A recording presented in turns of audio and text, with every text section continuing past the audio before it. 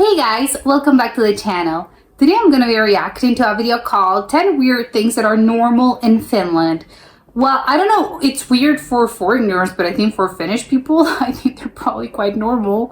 So I am excited to know what kind of weird things, and maybe I'm going to find them maybe not that strange. I don't know, we'll see. Let's check it out and comment, like and subscribe.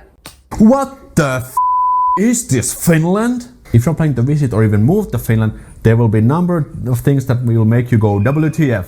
And in this video, I want to explain 10 of them to you. Let's go check it out. Hey, are you ready to go to sauna? Yeah, let's do it. Okay, time to get naked.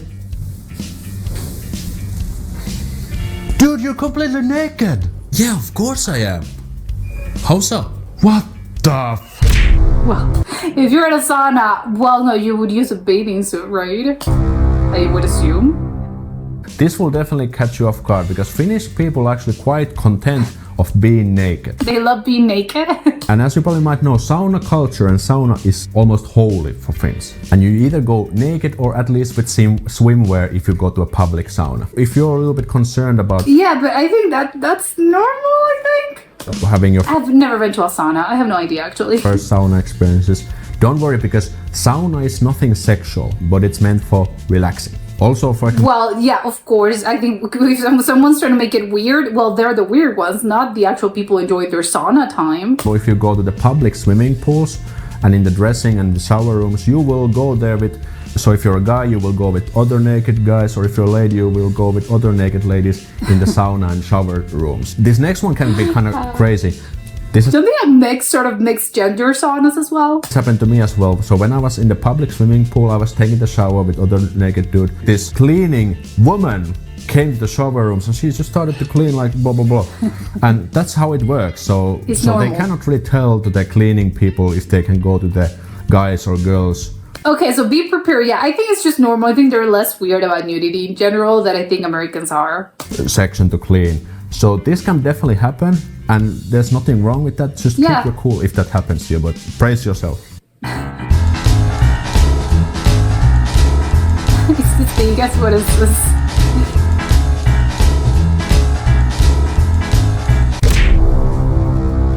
Gambling in public.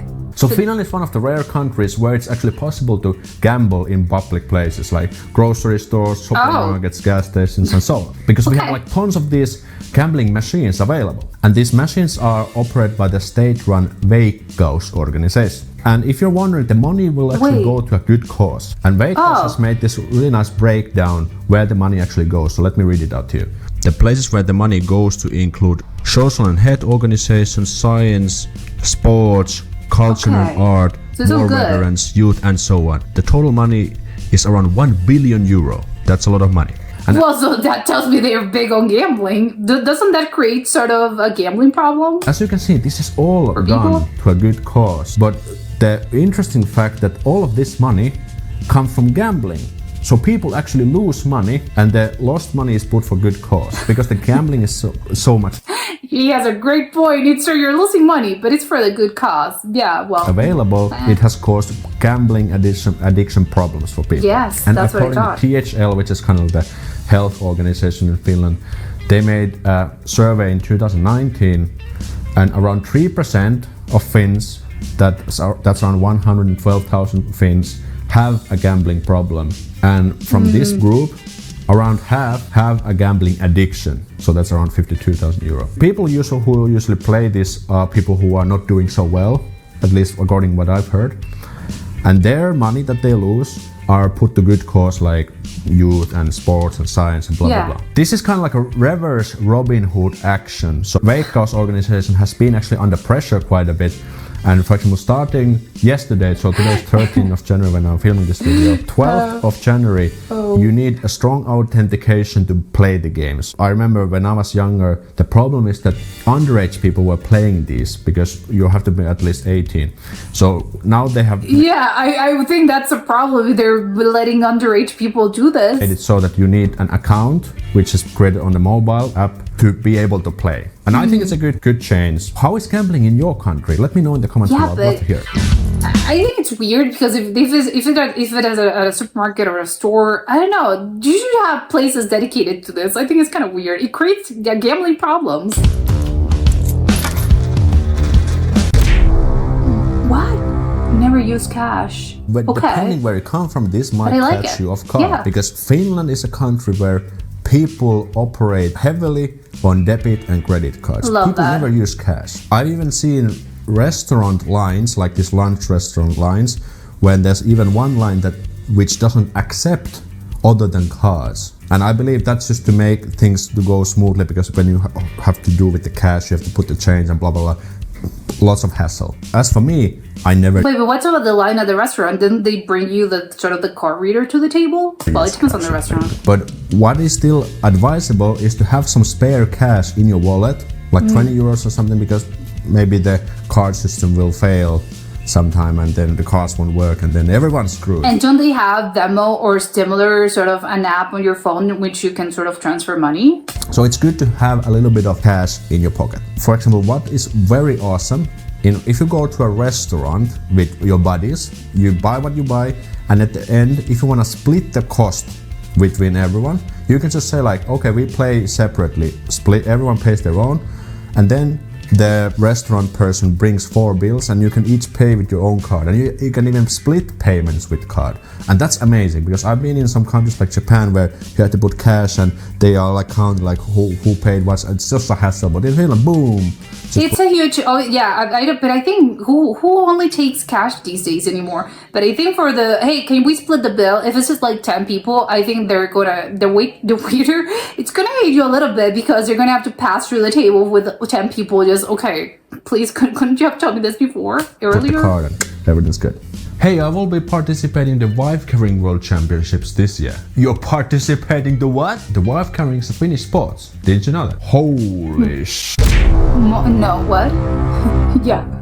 In Finland, we actually have lots of bizarre sports, and I've gathered a few of them into this video. And I also want to say that these sports you definitely don't see in everyday lives. I've never participated in these sports myself, at least not yet. But we have, for example, the wife carrying world championship, where you carry your wife, or I guess it's any woman, and you have to complete this obstacle course as fast as you can. Then there's boot throwing world championships. I think that says a lot. Is that some sort of joke? Is the old ball and chain? It's the wife, and then I have to carry her literally. Maybe that's where it comes from. You have to throw a boot as far as you can. There's lake floorball, where you play floorball on a lake. Holy shit. There's swamp football world championships. You play football on the swamp. Holy shit, that's gonna be some tough sports. Air guitar world championships. Wow, that's just amazing. And the most interesting one is the naked 10-kilometer run. This is also organized annually. I would have to go to this one actually. Okay, so they really do love being naked. Should I go? Let me know in the comments. Hey, I'm gonna get a few beers from the store. Do you want some? Dude, you cannot get them anymore. It's already past 9. What do you mean I can? And what do you mean by past 9? In Finland, you cannot buy alcohol after 9. You gotta be kidding me. Is that supposed to deter people from not buying alcohol? Because I think it creates the opposite problem. People are gonna they're gonna have more of an alcohol problem, I think. Finland is definitely one of the countries where the alcohol behavior is somewhat, well, yet at the same time there's Is that supposed to mean, yes, we have a lot of alcoholics here? restrictions in terms of booze and alcohol. One of them is that you cannot buy any alcohol products from grocery stores and supermarkets between 9 p.m. and 9 a.m. So if you're going to a house party in the evening, make sure to stock on some booze, because if you go too late to the shopping market, like after 9, to the grocery store to buy some Lonkero, for example, they won't sell it to you. And there's not even an alcohol store. Nothing to do. I guess the point of sale system, the cash register systems are configured so that they won't let you literally kind of scan any booze products after 9. You can also see the alcohol sections being closed or locked completely, so you cannot even get them there. To add insult to injury, but wait, do they close it every night? Liquor stores, which are the state-run liquor stores, which sell kind of the stronger shit, they are also open until 21 or 9 p.m. in the weekdays. And on Saturdays, they usually close, I think, around 6. So that's very early. So if you want to get like wine or some stronger like Minttu or Koskenkorva or whatever, you have to go early. You have to go early because you might be left out like, I missed. That's so weird to me that no, it closes earlier on the weekends. But I would expect more people to buy alcohol. But maybe that's why they do it, of course. Yeah, makes sense. So, I don't know how effective this is on I don't know, lowering the alcoholism rates, but... Your booze in advance. Did you know that if you make just one phone call to the tax office, you can find out how much I make money? What? Really? Is that even legal? Of course it is. Well, tax info is public in Finland. Man, this country is so No, that's weird to me. That's weird. They should be private. Did you know that anyone can find out how much someone else who works and pays taxes in Finland makes money? That's right, because all the tax information in Finland is public.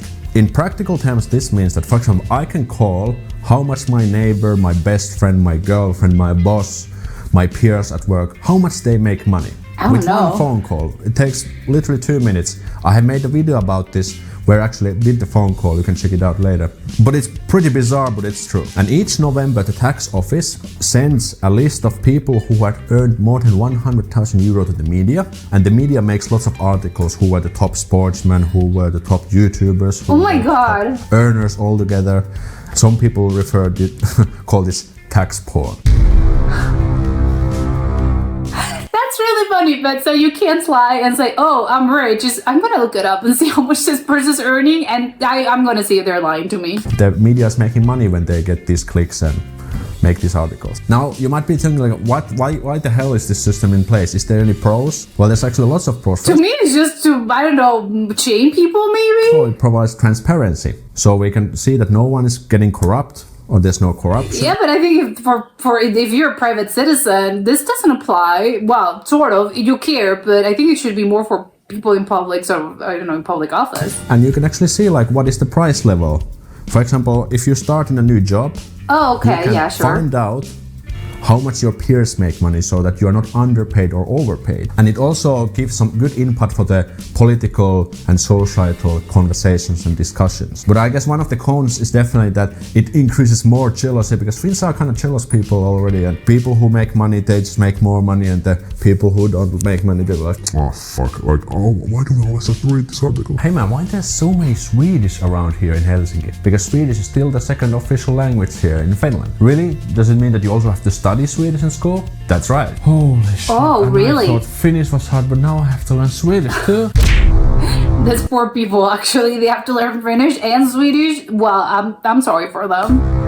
It's gonna be so hard. Well, Finland used to belong to Sweden back in the days, and we can still see the effects even today, because Swedish is still the second official language. Okay, no need to learn Swedish if you don't want to. Okay, so not all the official things are not in Swedish. They're in Finland. What is kind of interesting that especially here in Helsinki, the areas of the city have also a Swedish name, and also the bus stops have a Swedish name, and also the street signs or the streets have a okay, so it was a lie. You do kind of have to learn Swedish. Swedish name. So for example, Sörnäinen is Sörnäs. Tapiola is Hagalund. Lauttasaari is Dunster. What are those words? No idea. Chegelund. What is that? I think it's a Swedish name here. There might be some case where this might mess you up. For example, I always use Google Maps when I'm looking at the public transportation routes.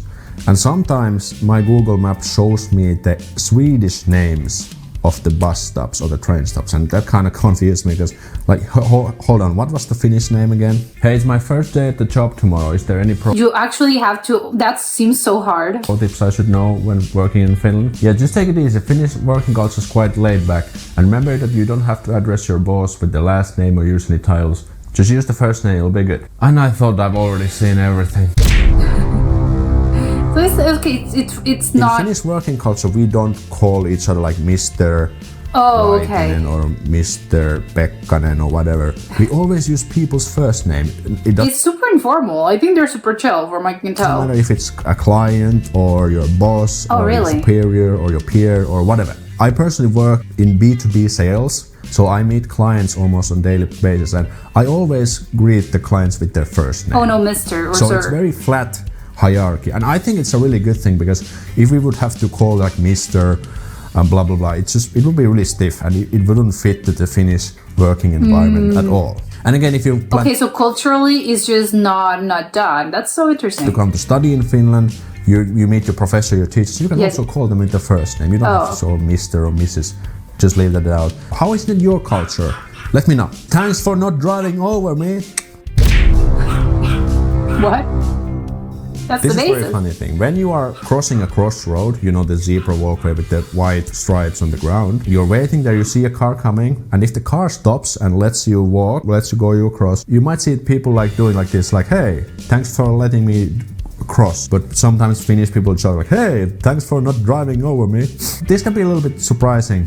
And I think it's just I think sometimes, yeah, if someone lets you pass, you're, oh, well, thank you, but not thanks for not driving over me. Well, that's extreme. tells Calm like how down. respectful Finns are. When Yeah. you're driving a car, they see a pedestrian, okay, yeah, sure, go ahead. Amazing. But I think the traffic culture in Finland is awesome. Like, there's no road rages or like Oh, people don't really? really drive crazily, and people That's good. actually obey the traffic rules. And that also Amazing. brings another added layer of safety to to life in Finland, in my opinion. Yeah, of course. This What am I abloy looking lock at? system is pretty dominant in Finland, so most of the regular doors have an abloy lock system. You have to be careful. If you don't know how to use it, you might lock yourself out. So let What me is that? teach you how it works. So you see this knob. When you push it up and close the door will lock, and you cannot open the door outside unless you have the key. If you put the knob down, the door won't lock, and you can just pull down the handle Oh, wait, but you have to do it manually? to open the door. Essentially, this means that you don't need your key to lock the door. So if you leave your place, make always sure you have your keys with you before you close the door, because if you don't, you will lock yourself out if the Well, that's good advice in Finland and anywhere else. You're constantly getting locked out. Well, no, that's why you should always keep your keys with you. knob is up. So that If you have a key and not the sort of door thingy, the pad. can definitely cause some problems, and calling the company to open the door can be quite expensive, up to 50 euros. So make sure to use It's always very expensive. Make sure to, oh fuck, this doesn't work. And if you want to understand the Finnish people and the culture better, learning the language is the key, and you can get my free quick start guide for Finnish language by joining my email list. Links in the description. Make sure to subscribe to get more videos as well. See you next time. Moi moi. Wow, I think there are weird things. Some things weren't that shocking to me. I think I'm still a little, I don't know, the one with the log, I'm a little unclear. You actually need to manually sort of press the button, because why would I need a key then? I don't know. I'm surprised by that. The other, I think what tells me, I think a lot of the things about, apparently he mentioned the traffic sort of culture, and that coupled with the not calling people sort of by their sir or yeah, Mr. Everyone calls each other by their regular first name, and not even the Mr. sort of last name or Mrs. whatever. No, they apparently just call each other regularly, as in, doesn't matter if it's a teacher, if it's your boss, if it's a client, if it's whatever, you would go, and it's not saying, I think, because in other places, I think I think these days people are a little bit less restrictive on this, and they are a little bit more sort of relaxed. Maybe they're less informal, I think, as a society. I think in a lot of places, I think we're moving past sort of that formality of I have to refer to people with sort of the whole sort of shebang. But again, I think in some places, and I think especially, I don't know, if you're I don't know, you're meeting a teacher or your boss, unless you're given explicit permission to sort of, oh no, you can call me by my name, you can call me John, you can call me Peter. Oh, okay, sure, then you would do it. But otherwise, I think, especially in maybe a client, I think that would be one of the things, especially at your boss or teachers in college. I think you would sort of be, oh, Mr. I think again you would do the polite thing, unless you're explicitly being told, hey, you guys, there's no need, please call me this. And even then, and I just mentioned, I think people, again, in recent years, or maybe in the recent decades, they're moving past that sort of, again, that need for being formal and just, call me by my first name. But even then, I think you would err on the side of caution and just be, oh, I don't want to offend anyone. So I would, I would go with a formal sort of option first until being explicitly told, no, there's no need. But because I think sometimes, and that obviously you put in sort of the weight of the decision on them. and then they can sort of choose, no, there's no need for formality, or no, please, no, I am very formal, please refer to me as whatever, with my last name or with my title, whatever it is. But I think, again, that's why each year and each time, I don't know, just in more sort of modern times, I think more and more people are sort of choosing to forgo the formality and just call me by my name.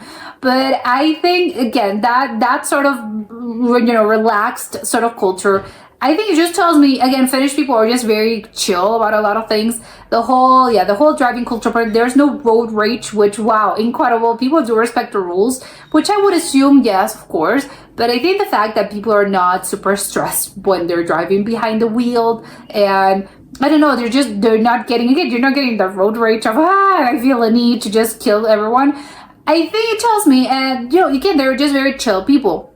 And also, I think the nudity also comes with it, as in they're very chill about it. Oh, someone's naked. Obviously not as in you're walking down the street and someone's naked. You're probably going to be, well, that person has a problem. But if you're at a sauna, or, again, apparently they also, the sport, I can't remember the name, but they're running naked, they just do not care. And also the taxes thing, they're just very, I think, very informal people. They're just very relaxed, which I kind of thought it wasn't the case, I have to admit. Because I think when I think of Finland, I'm thinking of something, of a culture that's a little bit colder and maybe a little bit more reserved. And probably that to me, I don't know if it's just me, but I sort of relate those two things with formality, with more, there's a barrier between me and the other person. But I don't know, those kind of things are telling me, no, it's the opposite. I think maybe that doesn't mean they are quite reserved. Maybe they're a little bit shyer, or again, just more reserved in general. And it depends, I think, as well, because if you're in a sauna naked with some strangers, I think, well, that breaks the barrier, right? But I think, no, we're not supposed to be talking. I don't know what the sauna culture is like, and what the proper sort of, I don't know what's the proper kind of how you behavior if you're in a sauna. Knowing, what I think I know about Finland, and because, again, if you're going to a sauna, I don't think you're, I want to socialize, I want to meet new people. Probably that's not really the case. I would assume people go to saunas to have their sort of alone time. They want to relax. They want to have sort of enjoy their time for themselves.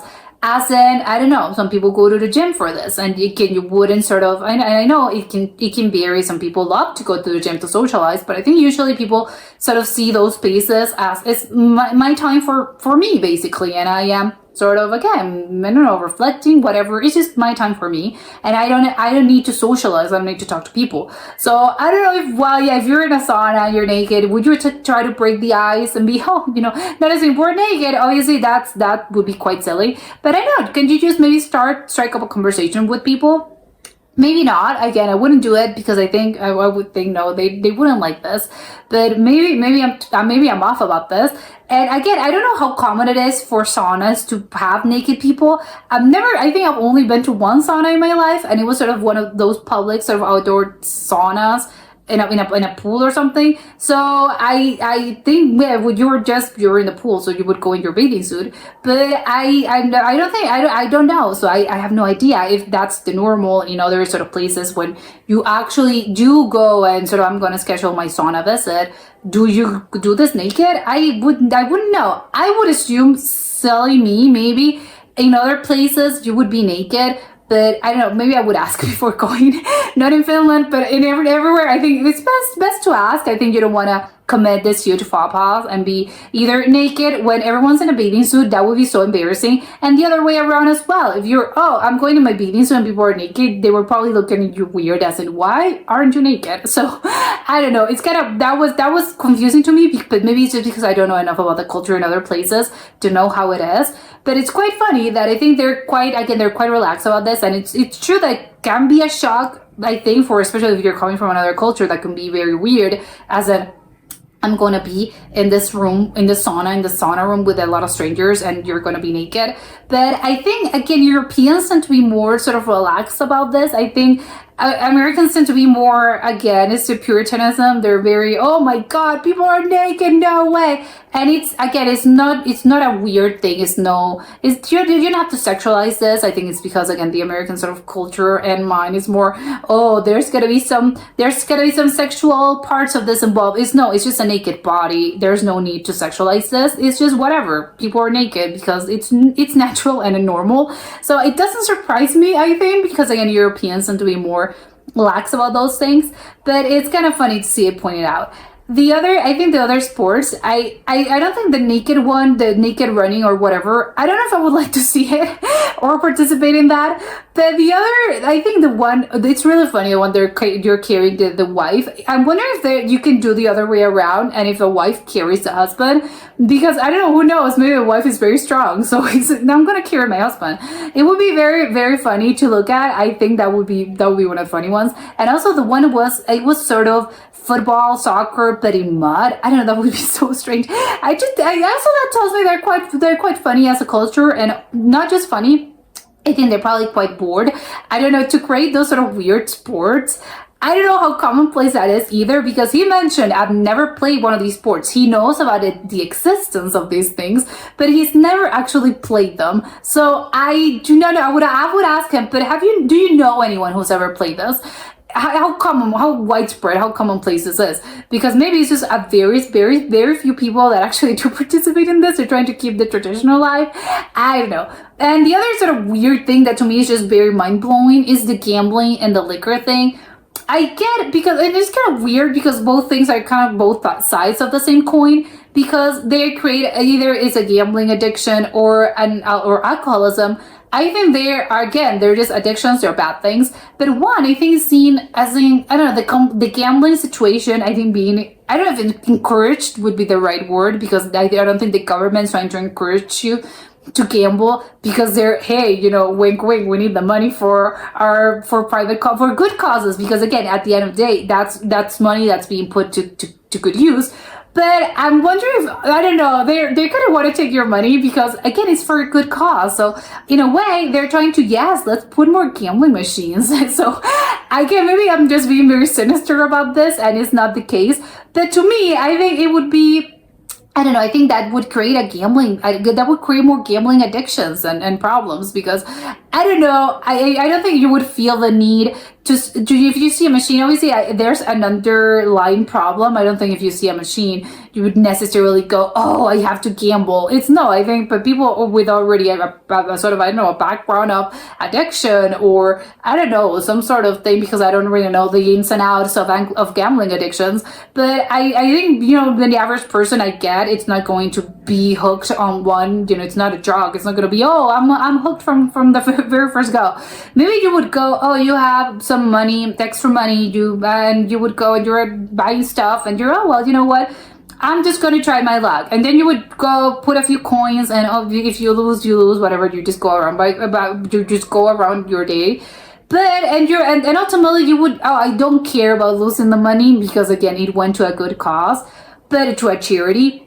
But again, I'm wondering how that sort of develops into an addiction. And of course, again, that's the whole thing. But I think, I don't know, we're sort of encouraging this. I don't know if we are. I don't know, that would be my main concern. And the liquor one, I think it's the same.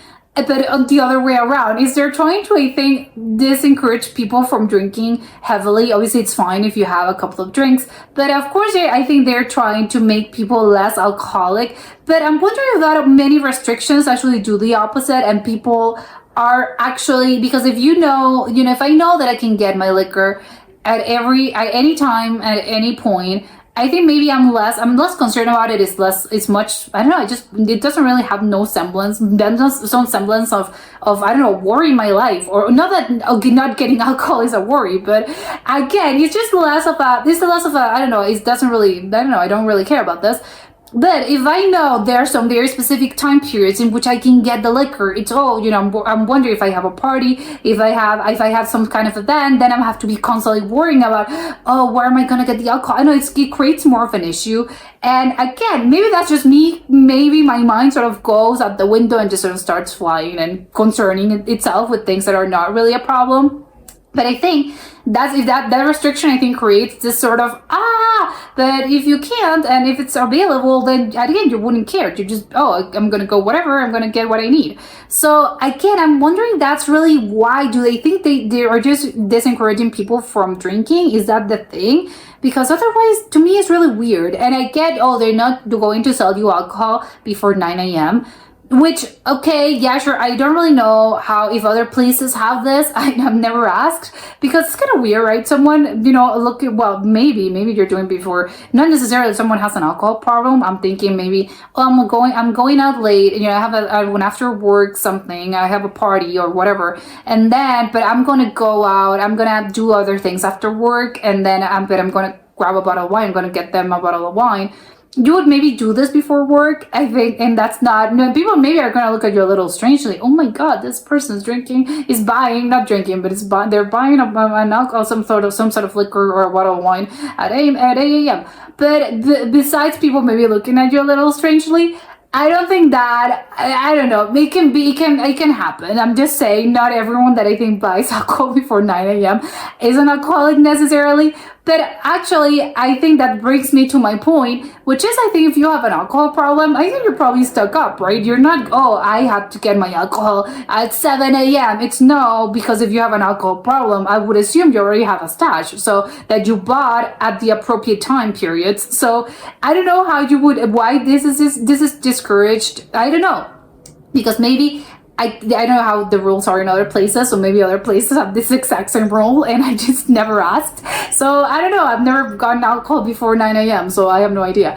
But I think that's just kind of, I don't know, I want to look more into the whole sort of alcoholism in Finland, because apparently this tells me they probably have a problem, and it's maybe it used to be a problem, maybe now in this day and age maybe it isn't, or maybe it's not a full-blown problem, but maybe Finnish people are big drinkers, and maybe that's why I think the government's trying to sort of regulate this and try to again make people drink less.